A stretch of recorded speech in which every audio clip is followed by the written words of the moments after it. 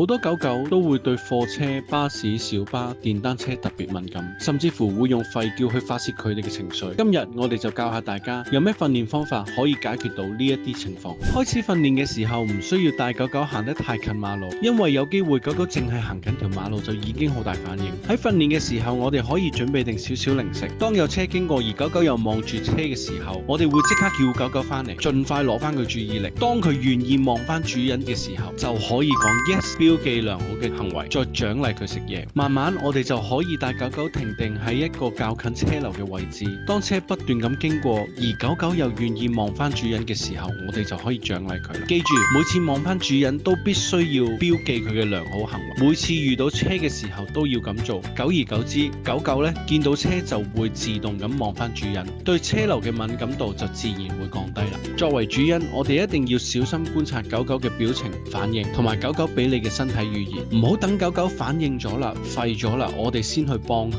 要喺狗狗出現過敏反應前，就要攞翻狗狗嘅注意力。唔好等狗狗學識用吠叫去攞翻你嘅注意力。當然啦，教狗狗去降低呢啲敏感嘅反應係冇得一步登天嘅，一定要逐少，baby step 咁慢慢訓練。主人遇到呢啲情況就千祈唔好灰心，你要俾狗狗感受到你有信心、有自信嘅，狗狗咧自然都會受到你嘅情緒鼓舞嘅。如果真係處理唔到啦，就一定要記住揾專業人士去幫你啦。